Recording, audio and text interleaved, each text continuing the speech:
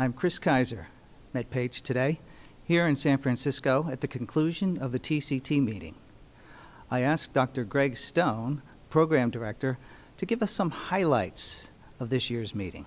There's a lot of new data about drug-eluting stents. I mean, drug-eluting stent thrombosis still is a major issue, and we want to look to be able to reduce that. And so there was a lot of studies actually on adjunct pharmacology, in particular point-of-care platelet function testing and genotyping. We saw, for example, the first point-of-care genotyping test where with a buccal smear, within 1 hour, you could tell whether a patient has what's known as the CYP2C19 star 2 allele, meaning that there'd be an abnormal metabolism of clopidogrel. And those patients, if you identified those in the trial that was done, and then you treated them with a higher dose of a more potent antiplatelet agent such as prasugrel as opposed to clopidogrel, they had greater, more effective inhibition of ADP-induced platelet aggregation. So that could be an office test. The question will be, what does it all mean? And there was a large registry called ADAPT-DES, which was presented in over 8,600 patients, which documented a 30-day stent thrombosis rate, even with contemporary drug-eluting stents, of almost 0.5%. And there was a strong relationship between clopidogrel hyporesponsiveness and subsequent stent thrombosis. There was no relationship, similarly, from aspirin hyporesponsiveness or overall platelet function responsiveness, but the clopidogrel effect was strong.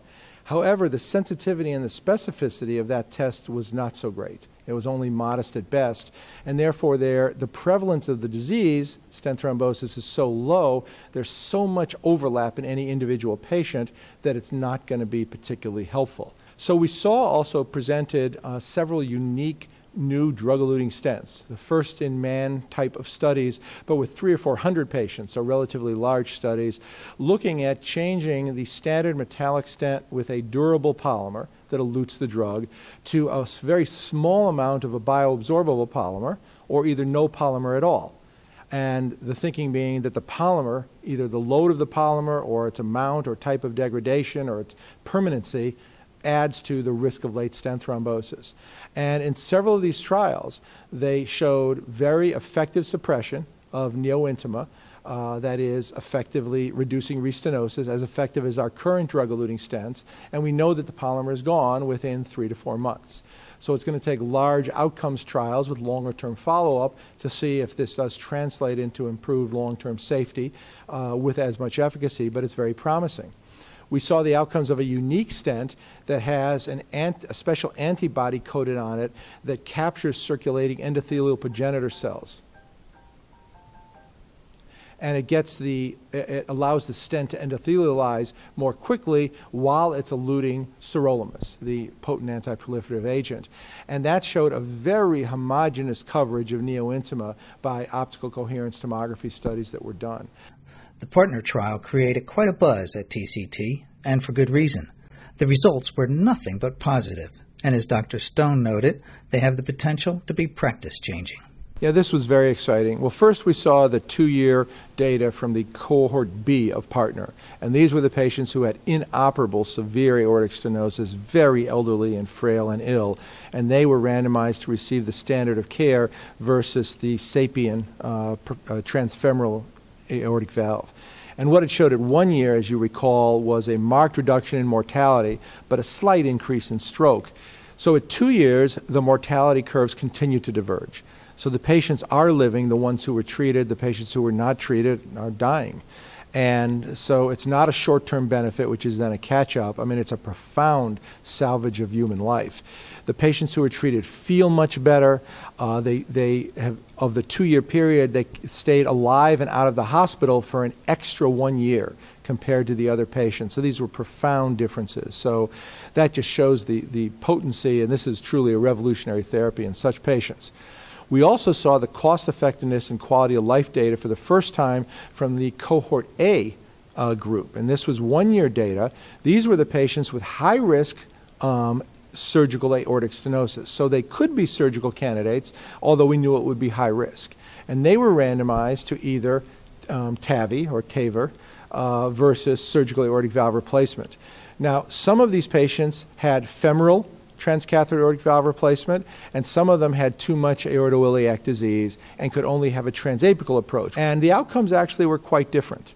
Overall, the results at 1 year showed very similar rates of mortality between the two, but better quality of life in the, as you would imagine, the lesser invasive technique with TAVR.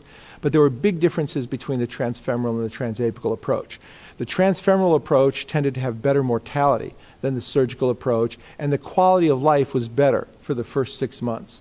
As a result, in the formal cost-effectiveness analysis, it was shown to be economically dominant. It actually cost less, and patients did better. The opposite was seen in the transapical group. There, the mortality was the same, but actually the surgical quality of life was actually better than the transapical aortic valve replacement quality of life. We also have the ongoing controversy of thrombectomy, aspirating out the thrombus in MI.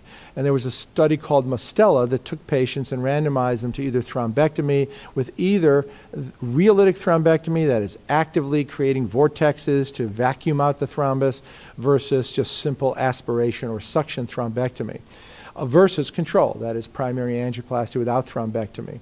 And the results of the trial actually showed somewhat better angiographic outcomes and better ST segment resolution with the thrombectomy approach, but no difference in the size of the infarct and no difference in the clinical events when followed out to a year.